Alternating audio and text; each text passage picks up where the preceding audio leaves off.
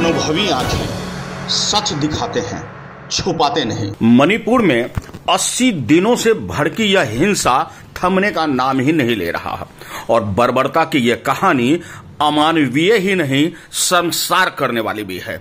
आखिर हम इंसानियत को ताक पर रखकर कैसे इस तरह की घटनाओं को अंजाम दे सकते हैं या उसमें शरीक हो सकते हैं।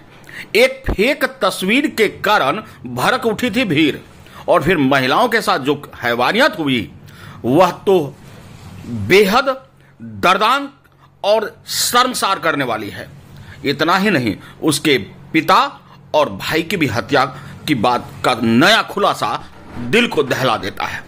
मणिपुर में 2 महिलाओं के साथ बर्बरता की जो घटना घटी उससे पूरा देश स्तब्ध है, दहल गया है। एक फेक तस्वीर ने दरिंदगी की हद पार करवा दी। एक महिला के भाई और पिता की हत्या कर दी गई। मणिपुर में मानवता शर्मसार हो गई। घटना भले ही 4 मई को हो, लेकिन पुलिस को उस पर कार्रवाई करने में महीनों लग जाता है। आखिर क्यों? 4 मई की घटना पर 18 मई को केस दर्ज हो चुकी थी, फिर उस पर तत्काल ही फौरी कार्रवाई क्यों नहीं की गई? ऐसा नहीं हुआ। क्यों नहीं हुआ? जब वीडियो वायरल हुई है, जब इंसानियत शर्मसार हुई है, लोग सड़कों पर उतरने लगे हैं, पूरा देश हो हंगामे के बीच इस मामले को उठाने लगा है, तब जाकर के पुलिस सक्रिय होती है। क्या यही हमारे पुलिस और प्रशासन है? मणिपुर में मानवता को शर्मसार करने वाले देश भर में उबाल मार रहे हैं। एक वीडियो सामने आया, पुरुषों का एक समूह 2 कुकी महिलाओं को निर्वस्त्र करके घुमाते हुए सड़कों पर उनका परेड कराते हुए खेत में ले जा रहा है। घटना 4 मई की बताई गई है और बता दें, इम्फाल से दिल्ली तक इसका आक्रोश, इसका गुस्सा देखने को मिला और यह उसके बाद पुलिस प्रशासन पर दबाव बनी और धरपकड़ शुरू हो गई।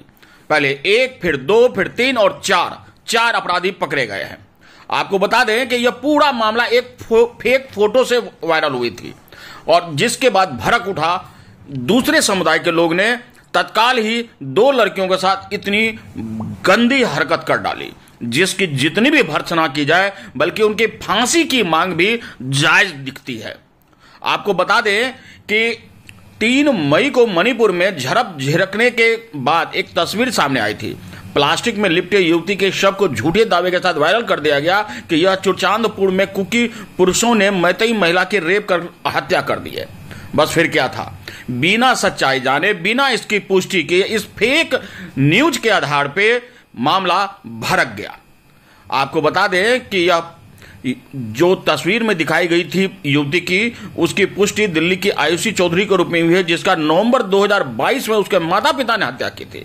हालांकि अब तक फर्जी खबर फैल चुकी थी। अब कौन समझाए कि यह दिल्ली की खबर है, दिल्ली के एक युवती की खबर है, न कि यहां की।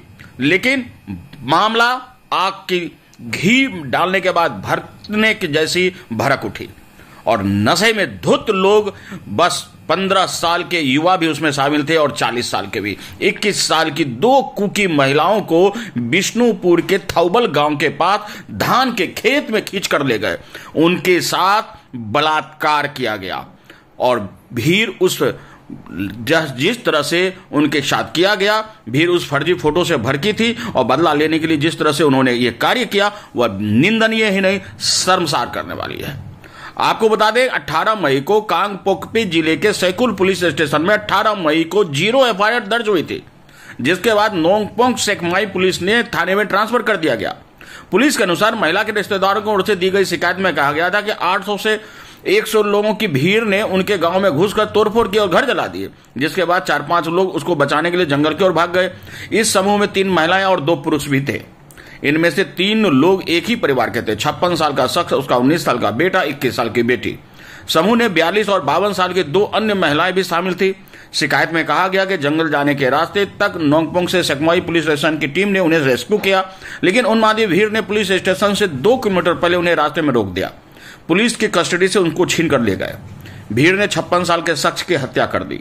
तीनों महिलाओं को भीड़ के सामने कपड़े उतारने पर मजबूर किया गया। फिर 21 साल की युवती के साथ दिन दहाड़े गैंगरेप किया गया। बहन को बचाने की कोशिश करने के लिए जब 19 साल के लड़के ने कोशिश की तो भीड़ ने उसकी हत्या कर दी। जरा सोचिए, एक पूरा परिवार, पहले पिता की हत्या होती है, उसके बाद उसी परिवार में महिला और लड़की सबको नग्न कर दिया जाता है, और उसके बाद 21 साल की युवती के साथ जब गैंग रेप करने की कोशिश की जाती है तो उसका भाई जो 19 साल का, उससे छोटा था, उसे देखा नहीं गया और वो बचाने आगे गया तो उसकी भी हत्या कर दी गई।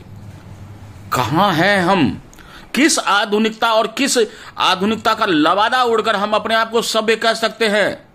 पूरा विश्व भारत को इस खबर के साथ देख रहा है। भले ही विश्व कह रहा है कि यह भारत का आंतरिक मामला है, लेकिन वह यह भी कह रहा है कि हैवानियत और इंसानियत के नाते यह दर्द देता है, पीड़ा पहुंचाता है।